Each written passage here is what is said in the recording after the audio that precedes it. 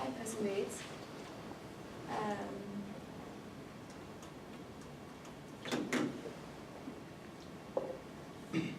Okay, so I started out with the cat, because he's the main character, and I started with pointier ears, but I thought they looked too menacing.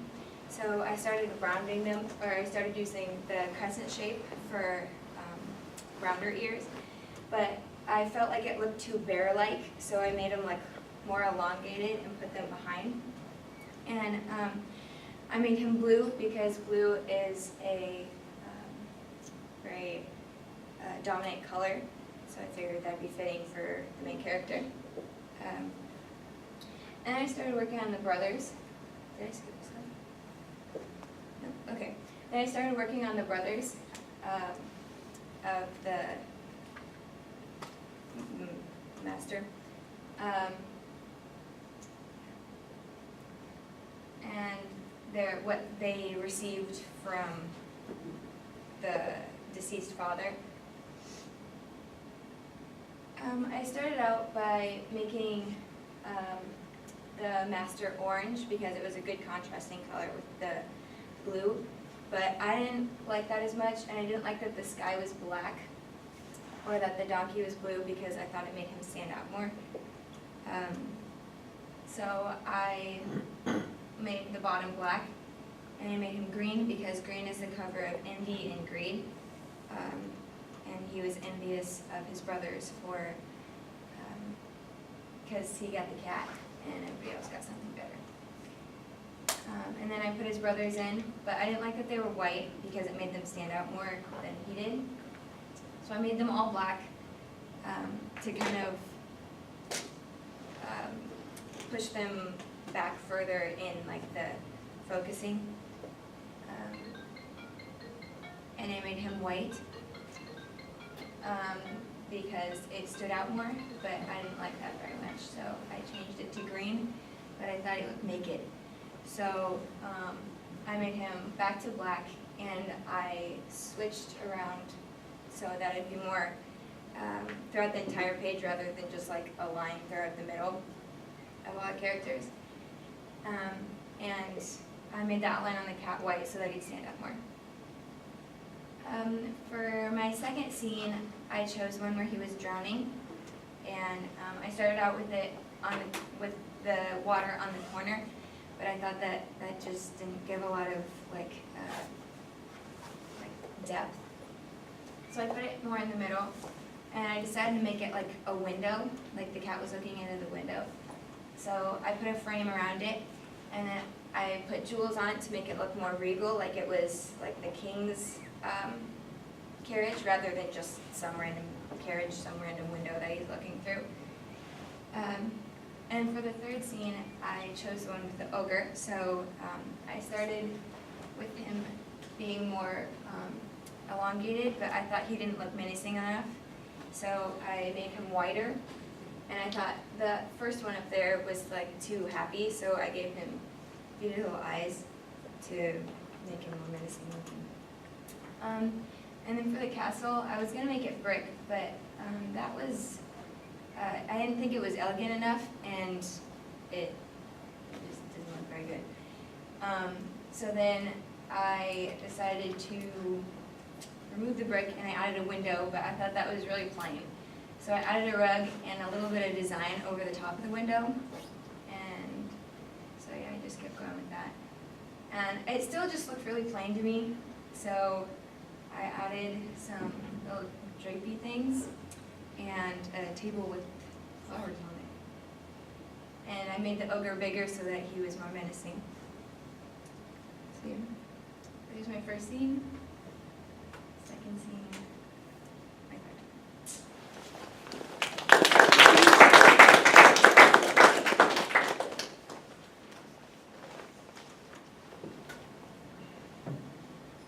Joey?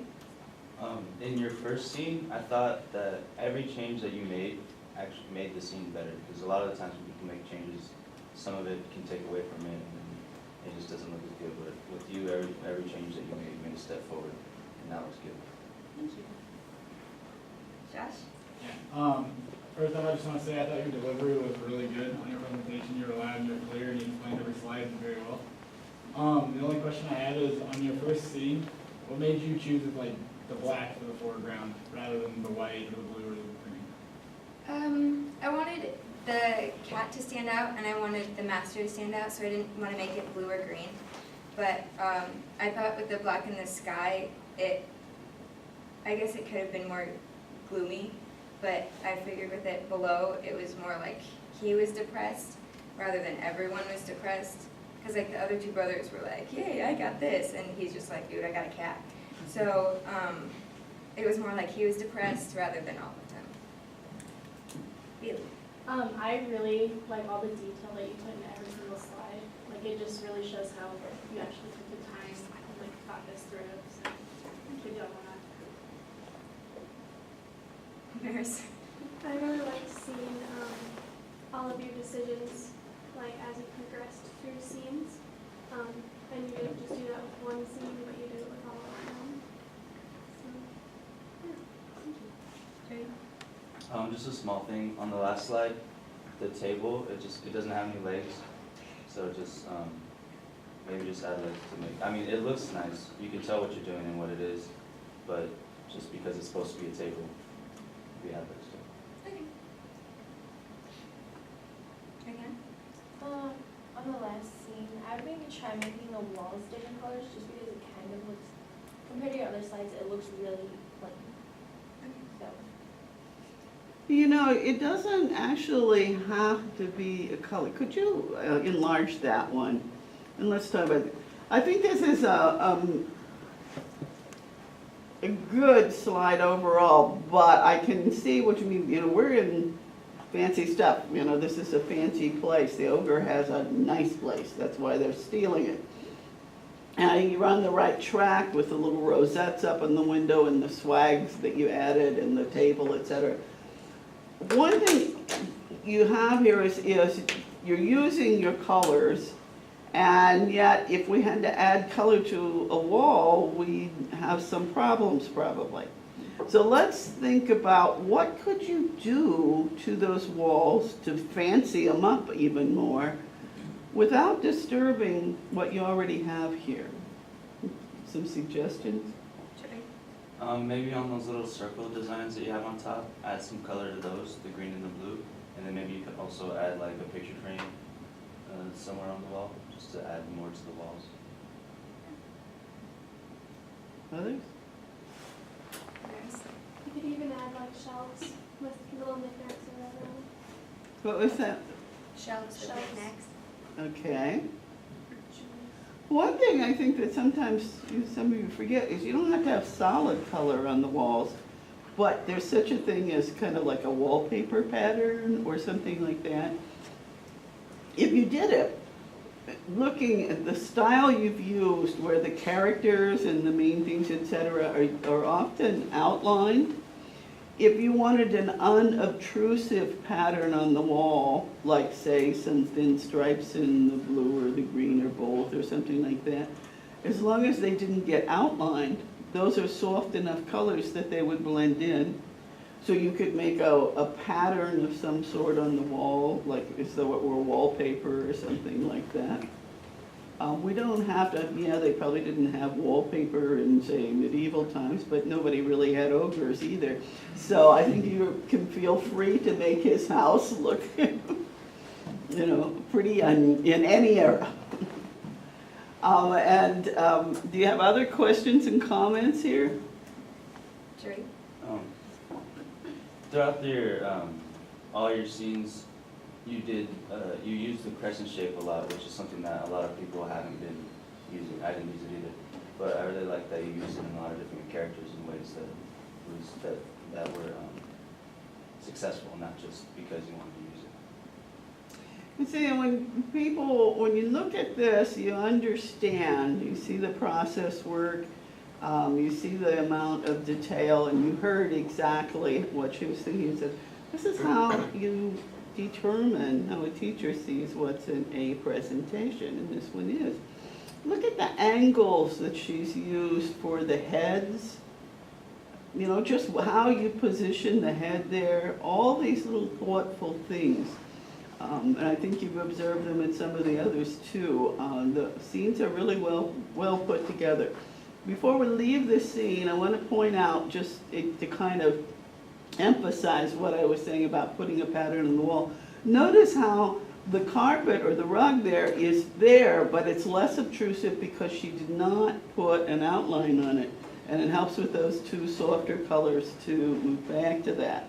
The only thing you said that I think puzzled me was saying that this blue was a dominant color. It's really actually kind of a quiet color. If it were a deeper blue, or, you know, generally we think of the hot colors as being the dominating colors. Could you just go back one more time to the slide sorter point, or actually I think what I want to do is go to slide 10. There's just one other little tweak I think that you should consider there. All of these things, as Joey pointed out, really every move you made improved these slides.